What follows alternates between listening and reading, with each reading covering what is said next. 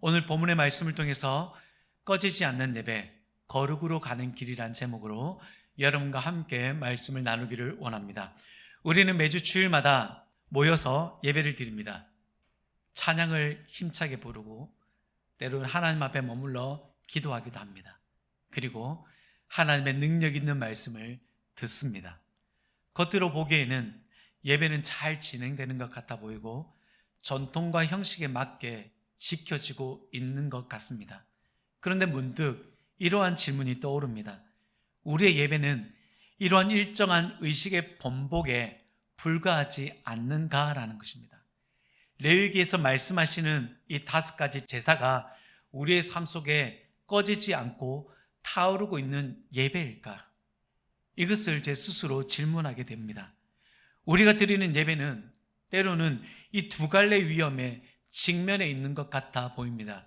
첫 번째는 예배가 형식으로만 머무르는 위험입니다. 아름다운 찬송이 있고 깔끔한 순서도 있습니다. 정확한 시간표에 따라 또한 진행되기도 합니다.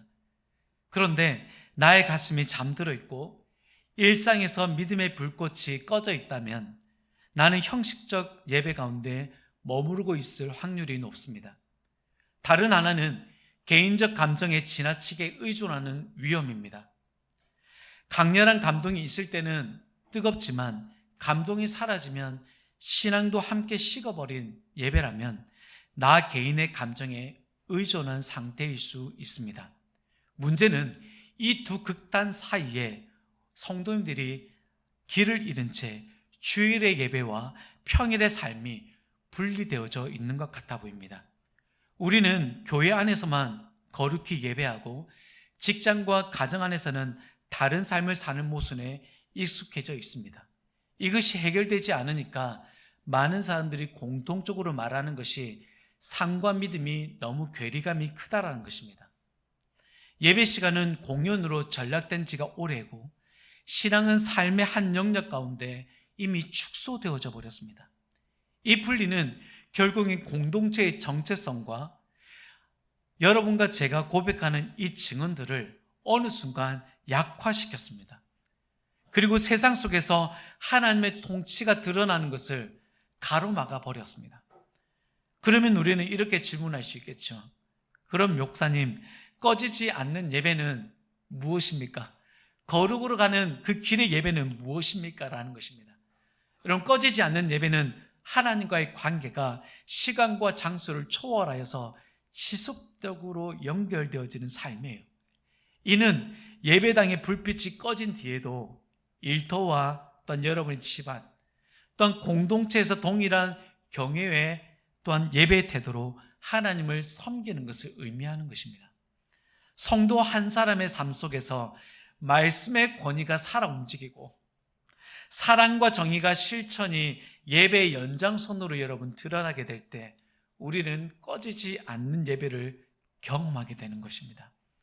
이 문제 제기는 현실과 괴리감을 느끼게 하는 이상을 요구하는 것이 아니에요. 그렇다면 현실적인 질문을 동반할 때 우리는 이런 질문을 던질 수 있습니다.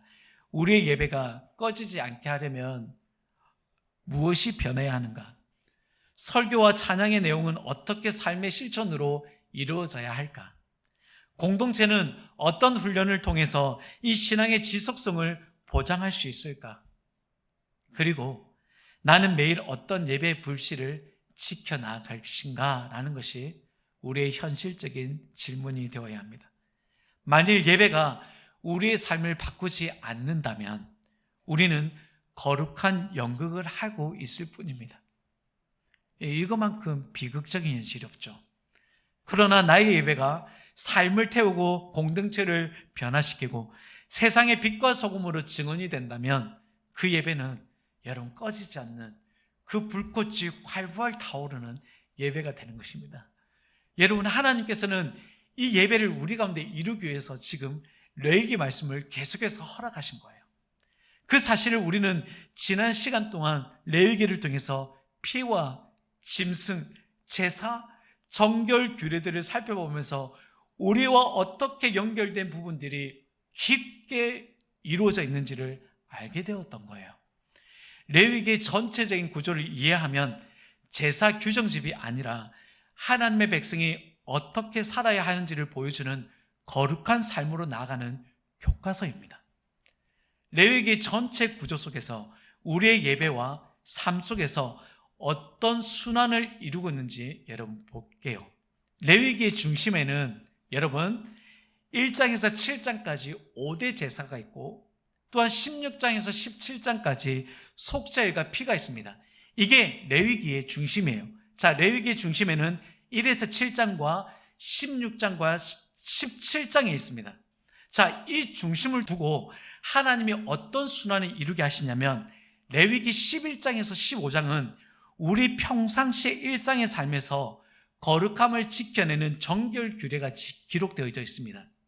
그리고 레위기 18장에서 20장에는 공동체의 거룩을 지켜내는 윤리 규례가 기록되어 있어요. 자, 여러분, 그런데 레위기 11장과 15장, 18장에서 20장 이 일상의 삶과 공동체의 삶의 규례가 분명히 있는데 구약의 백성들이나 현대에 살고 있는 우리가 이 규례대로 살 수 없다는 사실을 발견하게 됩니다. 결국 우리는 실패할 수밖에 없다는 논리가 분명하게 보이는 거죠. 그렇게 실패할 경우에 우리가 어디로 돌아가야 하는지 레위기에서 알려주고 있는 거예요. 우리가 살펴봤던 5가지 제사들, 우리가 쌓아두었던 모든 죄들을 씻음받을 수 있는 레위기 1장에서 7장까지 5대 제사, 그리고 16장에서 17장까지의 속죄일과 피는 우리가 어디로 돌아가야 하는지를 분명히 보여주고 있어요. 자, 일상과 공동체 삶 가운데 실패한 자들이 여러분 속죄일과 5대 제사로 들어가 회복해서 다시 거룩한 삶으로 가려고 하는 거예요. 자, 여러분 그림을 보면 이 구조가 단순하지만 굉장히 강력합니다. 하나님의 백성들은 하나님께서 거룩하게 살도록 부르심을 받았습니다. 그러나 우리는 반드시 실패한다는 것을 보게 되죠. 그래서 하나님은 실패한 우리가 다시 돌아올 수 있는 길을 중심에 두신 거예요. 그것이 바로 제사와 속죄일 제단이에요. 이 순환의 엔진이 오늘 우리가 살펴볼 꺼지지 않는 제단의 예배가 되는 것입니다. 우리가 거룩하게 살기 위해 예배하고 실패했을 때 예배로 돌아와 회복받고 다시 거룩한 삶으로 나아가는 것이 레위기의 순환 구조예요. 그러니까 레위기가 너무 쉽게 보이죠. 자, 그렇다면 꺼지지 않는 예배를 위해서 우리는 거룩한 삶이 무엇인가를 살펴봐야 됩니다. 레위기 19장 2절 말씀 우리 함께 읽겠습니다. 너는 이스라엘 자손의 온 회중에게 말하여 이르라. 너희는 거룩하라. 이는 나 여호와 너희 하나님이 거룩함이니라. 아멘. 우리는 흔히 거룩이라는 단어를 떠오를 때 세속적인 것들과 멀리 떨어진 고립된 산속의 수도원이나 일상의 치열함과는 거리가 먼 엄숙한 종교적 상태를 상상하곤 합니다. 혹은 나와 다른 이들을 정죄하며 스스로 도덕적 우월감을 증명하는 차가운 무기로 우리는 거룩을 오해하기도 합니다. 그러나 레위기에서 말씀하는 하나님의 거룩은 현실 도피적이지도 교만하지도 않습니다. 오히려 우리의 가장 평범한 일상과 경제활동, 사회적 관계의 한복판을 관통하는 것이 하나님의 거룩이에요. 그래서 거룩하도시는 자르다, 분리하다라는 의미를 내포하고 있습니다. 나는 거룩하다라고 하시는 하나님은 어떻게 분리되어 있습니까? 피조물과 완전히 구별된 분이시라는 뜻이에요. 하나님은 세상의 부패와 죄악, 또한 인간의 유한함으로부터 완벽히 분리된 창조주, 정른자이십니다. 그래서 하나님의 거룩은 죄와 타협하지 않는 순결함과 동시에 망가진 세상을 회복시키기 위해 끊임없이 다가오시는 생명의 빛이 되는 거예요. 그래서 하나님을 우리는 거룩하다라고 말하는 거예요.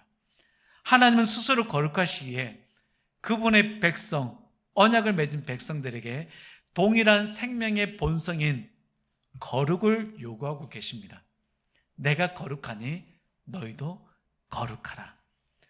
하나님의 거룩은 우리에게도 거룩해야 할 영역을 알려주십니다. 우리의 일상과 공동체의 거룩까지 레위기에서 알려주신 거죠. 여러분, 혹시 이 거룩의 영역들을 우리가 듣게 보면 이렇게 생각할 수 있습니다. 그거 참 부담스럽네요. 하나님 왜 이렇게까지 내 일상에 깊이 간섭하시는 것입니까?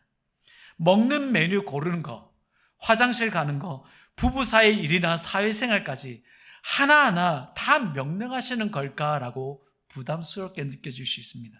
그리고 우리의 마음은 불편해합니다. 왜냐하면 현 시대는 개인의 프라이버시가 너무나 중요하고 내 자유가 최고라고 말하는 시대이거든요. 이런 우리에게 하나님의 전면적인 간섭과 거룩의 요구는 숨이 턱턱 막히거나 굉장히 가슴이 답답하고 시대 감각이 떨어진 하나님처럼 느껴지기도 합니다. 그래서 사람들이 레위기를 잘 안 읽는 것 같아요. 하지만 오늘 이 본문들을 우리가 복음의 안경을 쓰고 다시 한번 찬찬히 들여다보았으면 좋겠습니다. 이 말씀들은 우리를 묶어두기 위해, 억압하기 위하여 규칙들을 제공하신 것이 아니에요. 오히려 하나님의 깊은 사랑과 구원의 목적이 담긴 가슴 벅찬 은혜의 초대가 레위기인 거예요. 화면을 보게 되면 하나님의 거룩이 부담스러운 두 가지 이유가 있습니다. 첫 번째는 내 삶의 주인은 나라고 믿는 시대 정신 때문이에요. 남에게 피해 주지 않는 선에서 내 마음대로 하는 게 진짜 자유라고 말합니다. 그는 정작 남에게 피해를 주지 않는 것이 아니라 남에게 피해를 막대하게 행사하고 있어요. 내 몸과 내 식욕과 내 욕망과 내 돈을 지키려고 한다면 여러분, 상대를 피곤하게 하고 상처를 입힐 수밖에 없어요. 이것이 시대 정신이에요. 내 삶이 내가 주인이다. 다른 사람 필요 없어요. 내가 춥고 더우면 내 기준을 맞춰서 다 갖추는 거예요.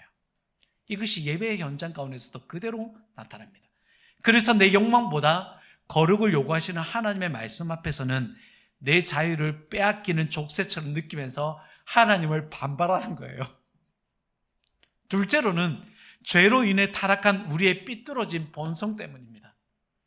계명 자체가 무거워서가 아니라 우리 마음의 부정적인 문제 때문이에요. 죄는 우리 안에 내가 내 삶의 왕이 되고 싶다는 강력한 욕망을 심어 놓습니다. 그래서 바울은 로마서 8장에 이렇게 말씀하고 있습니다. 육신의 생각은 하나님과 원수가 되나니 이는 하나님의 법에 굴복하지 아니할 뿐 아니라 할 수도 없습니다. 여러분, 참 신기하죠? 육신의 생각은 그래요. 나 자신을 증명하는 거라고 금요 예배 때 말씀을 드렸습니다. 그래서 육신의 생각은 하나님의 말씀에 굴복하려고 하지 않아요. 또한 말씀을 들어도 할 수 없는 것이라고 나의 삐뚤어진 본성이 말씀을 강력하게 반박하는 것입니다. 원래 우리는 하나님과 교제를 나누며 순종하며 살 때 가장 즐겁게 살도록 창조되었어요. 아담과 하와를 보십시오. 에덴 동산이 여러분 아름답게 창조가 되었을 때 두 사람은 정말 즐겁게 뛰어놀 수 있었어요.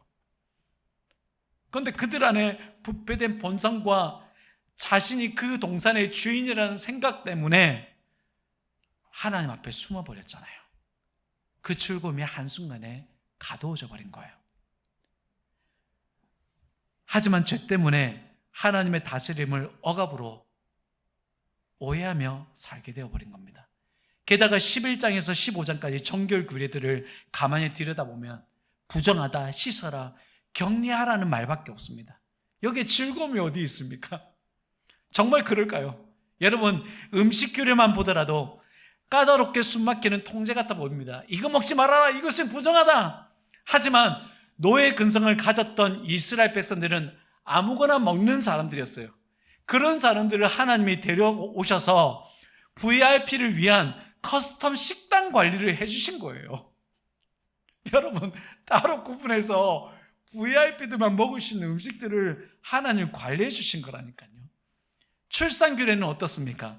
여성차별과 오염이라는 낙인을 찍는 것 같지만 여인이 아이를 낳고 일정 기간 동안 부정하다 하여서 하나님께서 그 여인을 향하여 강제 산후조리를 위해서 휴가를 주신 거예요. 피부병과 곰팡이는 어떻습니까? 오염된 이들에게는 매정한 추방과 소외로 비춰질 수 있습니다.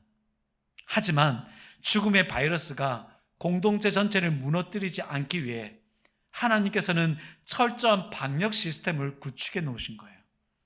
그리고 나오면은 정결 예식을 차려주고 고생했다라고 하면서 우리 품으로 돌아온 것을 환영하는 파티까지 열어주신 것이 여러분 나병의 규례예요. 하나님께서 일상 속에서도 우리를 거룩하게 요구하시는 것은 매일 먹고 마시는 아주 평범하고 물리적인 일상 속에서 구별해내는 삶의 예배가 되는 거예요. 로마서 12장 1절에서 이렇게 말하지 않습니까? 너희 몸을 하나님이 기뻐하시는 거룩한 산제물로 드리라고 바울이 말했습니다. 거룩은 종교적인 어떤 행위가 아니에요. 공적인 예배 가운데 머물러 우리가 예배하고 그냥 돌아가는 것이 아니에요. 우리를 살리는 생명의 울타리가 바로 예배인 거예요. 그것이 또한 거룩입니다.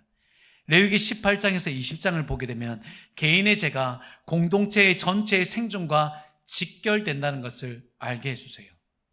한 사람의 멈추지 않는 탐욕이 누군가를 착취하는 경제 구조를 만들고, 한 사람의 음란함이 가정을 무너뜨리고, 한 사람의 우상 숭배가 다음 세대의 영혼을 병들게 하잖아요.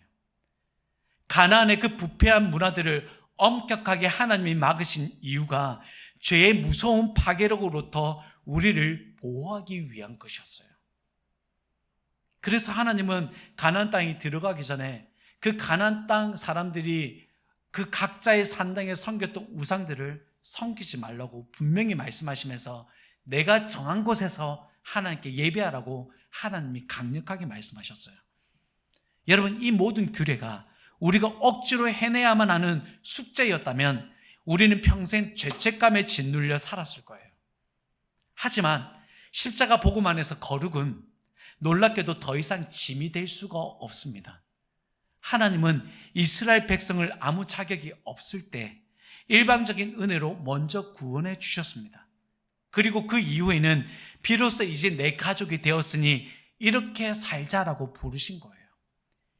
이렇게 거룩하게 삽시다라는 것은 끝을 맺는다면 좋겠지만 우리는 매번 1초도 지나지 않아서 반드시 또한 실패하는 내 모습을 발견합니다. 그래서 순환의 중심이 필요한 거예요. 이 거룩을 깨뜨리지 않기 위해서요. 그래서 하나님은 실패한 우리를 위해서 마련한 것이 있습니다. 그것이 5대 제사와 속죄일이에요. 레위기 1에서 7장은 하나님께서 실패한 백성이 다시 돌아올 수 있도록 마련해 두신 5가지 길입니다. 이 모든 제사는 하나님의 공통 분모가 있었습니다. 레위기 6장 12절에서 13절 말씀 우리 한 목소리를 읽도록 하겠습니다. 제단 위에 불은 항상 피워 꺼지지 않게 할지니라. 아멘. 여러분, 하나님이 준비한 이 제사의 공통 분모는 꺼지지 않게 하는 거예요. 꺼지지 않게 하는 거예요. 불 없이는 어떤 제사를 드릴 수 없어요. 이 불이 회복의 문을 열어두고 있습니다. 5가지 제사를 우리가 지난 시간들을 한번 되살려보면서 짧게 한번 살펴보겠습니다. 번제는 전적인 헌신을 의미하여 짐승 전체를 완전히 불태우는 제사예요. 나의 모든 죄를 죄 없는 예수님께 전가시키고 그에 따라 우리는 용서받고 하나님으로부터 받아들여짐을 얻을 수 있는 예배예요. 그래서 번제는 하나님이 나를 받으실 수 있는 유일한 자격을 품게 되는 것이 바로 번제인 거예요. 그래서 여러분, 이 번제는 주님이 나의 자랑이 될 수밖에 없고 주님의 은혜만을 고백할 수밖에 없게 만드는 것이 번제의 예배예요. 소제는 어떻습니까? 곡식으로 드리는 제사로 나의 모든 것이 하나님의 것입니다 라고 고백하는 거예요. 그래서 곡식과 기름을 드리는 이 예배는 피가 없습니다. 구원받은 백성이 수고와 땀의 열매를 감사하면서 하나님께 드리는 것이 바로 소제예요. 그러니 우리가 감사로 예배하는 것이 소재입니다. 화목제는 어떻습니까? 샬롬과 나눔의 식탁이에요. 번제의 든든한 토대 위에서 진정한 샬롬, 하나님이 채우시는 그 기쁨을 누리는 예배예요. 받은 은혜로 인하여 하나님께 감사하고, 그로 인해서 우리가 하나님께 자연적으로 서원하고, 또한 자원하는 마음으로 하나님께 드리는 예배가 화목제예요. 그런데 이 은혜가 내 가운데 넘쳐 흐르니까 나만 먹는 것이 아니라 잡은 짐승을 이웃들과 함께 나누는 거예요. 그것이 화목제예요. 그래서 여러분, 우리의 예배는 나눌 수밖에 없어요. 넘쳐 흐르는 예배거든요. 속죄제는 죄의 제거입니다. 나의 죄를 합리화시키지 않고 숨기지도 않고 정직하게 드러내고 회개하는 예배가 바로 속죄제예요. 지난주에 살펴봤던 속건제는 무엇입니까? 관계 회복이에요. 죄로 인해 깨진 관계를 회복하는 제사, 용서를 넘어서 실제 배상과 관계 회복을 요구하는 예배예요. 그래서 속건제의 용서는 관계의 회복까지 포함됩니다. 그래서 여러분, 내가 하나님과의 관계, 사람들과 관계에 깨어진 것들이 있다면 하나님께 그것을 보상하는 거예요. 그래서 여러분, 그것이 보인다 할지라도 여러분 회피하자고 직면해서, 내가 이것을 깨뜨렸군요, 내가 회복하겠습니다. 이게 바로 속건제입니다. 이 5 제사는 실패한 백성이 다시 하나님으로 돌아와 회복하는 거예요. 그리고 이 모든 길의 중심에는 꺼지지 않는 제단의 불이 있어야 합니다. 그런데 참 안타깝게도 우리는 자꾸 다른 불을 가져온다는 거예요. 백성들의 잦은 실패와 그리고 회복을 허락하시는 하나님의 놀라운 은혜 속에서 예배를 해야 하는데, 레위기 10장에서는 가장 충격적인 장면이 나옵니다. 레위기 10장 1절과 2절 말씀을 서로 교도가 읽도록 하겠습니다. 제가 먼저 읽겠습니다. 아론의 아들 나답과 아비후가 각기 향로를 가져다가 여호와께서 명령하시지 아니하신 다른 불을 담아 여호와 앞에 분향하였더니 불이 여호와 앞에서 나와, 아멘. 다른 불은 자기가 만든 불이 아니라 낯선, 권위 없는 규정 밖의 불을 의미합니다. 나답과 아비후는 하나님이 허락하시지 않은 방법으로 나아갔습니다. 나답과 아비후가 죽고 난 뒤에 하나님께서는 회막에 들어갈 때 규례를 허락하셨습니다. 너와 내 자손들이 회막에 들어갈 때에는 포도주나 독주를 마시지 마라. 그리하여 너희 죽음을 면하라. 이는 너희 대대로 지킬 영영한 규례니라. 제사장들도 평소에는 포도주를 마실 수 있었어요. 포도주를 마시게 되는 여러 이유는 물에 석회가 많이 있기 때문에 포도주가 음료로 취할 수 있었거든요. 그것이 당시의 문화였습니다. 하지만 주의해야 할 것은 그 술이 사람의 이성과 분별력을 마비시킨다는 것에 있어요. 그런데 이것을 마비시킨다는 건 또 다른 요소도 있습니다. 술을 마시게 되면 기분이 좋아져요. 기분이 좋아지면서 막 행동하게 됩니다. 이성을 마비시킨 거예요. 즐거움이라는 쾌락으로 인해서 마비시킨 겁니다. 그래서 아론의 2 아들들이 분별력을 상실하여서 제단에 불을 들고 회막에 들어가지 않았다라고 많은 주석가들이 해석하고 있습니다. 그래서 제사장은 회막의 업무를 보러 갈 때에는 술을 마시면 안 되는 규정을 하나님께 주신 거예요. 왜냐하면 이성을 마비시켜서 하나님이 원하시지 않는 불을 가져오기 때문에 그렇습니다. 이 아들의 죽음은 안타깝습니다. 엘리 주 제사장의 2 아들들은 여러분 엘리의 제사장들처럼 불량배가 아니었어요. 그럼에도 죽은 것은 인간이 자기 방식으로 거룩을 회복하는 예배를 만들어낼 수 없다는 것을 보여주는 것입니다. 오늘 우리에게 다른 불은 무엇일까요? 바로 분별이 안 되는 예배입니다. 이미 술로 나의 이성이 마비된 상태의 예배를 말할 수도 있습니다. 세속의 예배 문화 담론은 교회 문턱을 넘어 예배의 자리까지 깊숙이 스며들어져 있습니다. 오늘 예배 참 좋았어. 오늘 찬양은 은혜가 참 안 되네. 이런 예배의 평가는 하나님의 자리를 자신이 취해버린 것입니다. 불의의 교통사고로 전신 55%의 중증 3도 화상을 입었던 이지성 교수 이야기를 여러분 잘 아실 것입니다. 화상을 다 입고 수술을 했지만 여러분 그가 예배 현장에 있었던 그 상황을 회상하면서 고백했던 것이 있습니다. 화상으로 인해서 피부가 다 수축되면서 입을 벌릴 수가 없었던 상태였어요. 또한 그녀는 오랜 기간 동안 기도 삭관을 했기 때문에 성대가 손상되어 있었죠. 다른 사람들처럼 마음껏 크게 찬양 부를 수가 없었습니다. 그때 이 이지선 교수가 괴로웠대요. 근데 그때 하나님께서 그녀의 마음 가운데 이런 깨달음을 주셨다고 하셨습니다.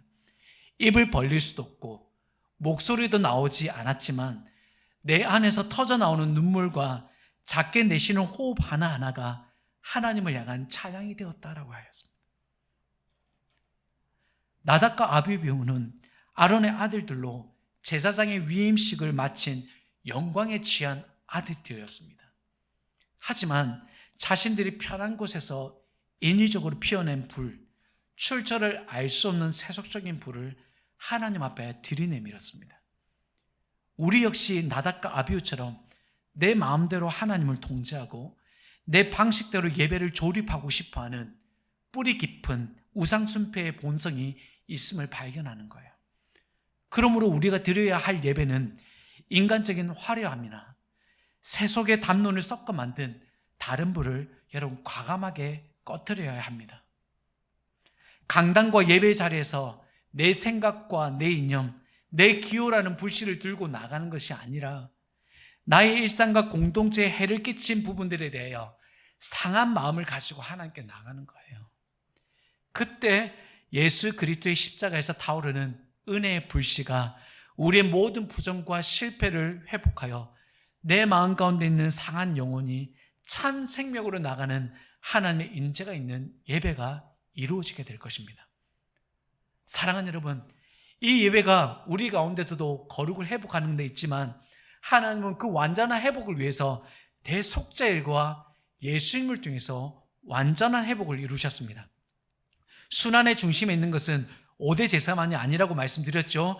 레위기 16장과 17장의 대속죄일과 피의 신학이 그 중심을 차지하고 있습니다. 백성 전체가 죄가 쌓이고 나도 모르는 죄가 성소 전체를 더럽히는 오염을 씻어내는 대속죄일. 그래서 하나님은 1년에 단 한 번 그날을 정해 주셨습니다. 그런데 대속죄일은 그 자체로 불완전했습니다. 왜냐하면 매년 반복해야 한다는 사실이 이를 증명하는 거예요. 한 번 들여서 거룩해지는 것이 아니라 또 똑같은 해에 7월 16일 날 이 속죄를 드려야 하거든요. 사람의 힘으로 영원한 속죄가 불가능한 것을 말해주고 있어요. 그래서 레위기 순환은 예수님을 향해 달려가게 하는 거예요. 그래서 히브리서 10장 14절 말씀을 우리 한 목소리로 읽겠습니다. 그가 거룩하게 된 자들을 한 번의 제사로 영원히 온전하게 하셨느니라. 아멘. 예수님께서는 레위기 순환을 완성시킨 분이십니다. 구약의 대제사장은 매년 반복해서 또한 매주 반복해서 제사를 드려야 합니다. 그러나 예수님은 단 한 번 자신의 피를 가지고 영원한 지성소로 들어가셨습니다. 그 피는 황소나 염소의 피가 아니라 하나님의 아들, 흠이 전혀 없으신, 또한 죄가 전혀 없으신 분의 피였습니다. 한 번으로 반복이 없습니다. 취소가 없습니다. 그래서 레위기에 끝없이 반복되는 순환이 예수님 안에서 마침내 완성이 되었습니다. 이제 레위기의 순환은 새로운 모습으로 우리에게 허락되었습니다. 예수 안에서 거룩하게 살고 실패해도 십자가 앞으로 돌아오면 완전히 회복하는 것입니다. 그리스도의 십자가만이 하나님께 나아가고 유일하고 완전한 길입니다.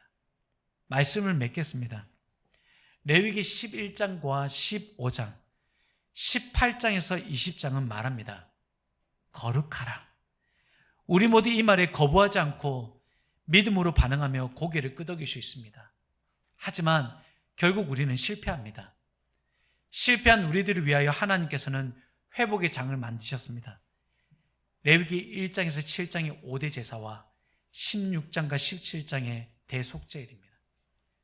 그래서 하나님은 이 중심으로 실패한 채로 돌아오라. 제단의 불은 꺼지지 않는다라고 말하고 있습니다. 그러나 이 모든 것만은 우리는 부족합니다. 완전한 속죄가 필요합니다. 그리고 예수 그리스도께서 오셔서 우리에게 이렇게 말씀하십니다. 예수께서 이르시되 내가 곧 길이요 진리요 생명이니 나로 말미암지 않고는 아버지께로 올 자가 없느니라. 레위기의 순환이 예수님 안에서 완성되었습니다. 사랑하는 여러분, 예수님 한 분으로 모든 것이 해결되었습니다. 하지만 여기서 우리가 오해하는 것이 있습니다. 한 분으로 우리가 모든 것이 완성되었으니 생각 없이 예배드리는 분들이 있어요. 그래서 우리는 우리에게 주어진 5대 제사와 대속죄의 정신을 가지고 꺼지지 않는 예배가 우리의 삶 가운데 이루어져야 하는 거예요. 여러분, 그래서 우리가 5대 제사와 대속죄를 살펴봤던 거예요. 그 의미와 정신을 모른 채 예수 그리스도 한 분으로 우리가 예배를 드리고 있다면 우리의 예배는 한순간에 다른 불씨를 가지고 와 하나님께 예배하게 될 거예요. 여러분, 잊지 마십시오. 그리스도 안에서만 우리의 거룩함이 되는 것은 분명합니다. 그러나 그 하나님께서 우리에게 허락하신 그 제사의 정신을 가지고 예수 그리스도를 붙잡는 예배가 저와 여러분 가운데 이루어지기를 바랍니다. 이 거룩함이 하나님과 영원한 교제로 우리를 인도하는 그 거룩한 예배가 오늘 이곳과 여러분의 삶과 가정 가운데 이루어지기를 주님의 이름으로 축원합니다.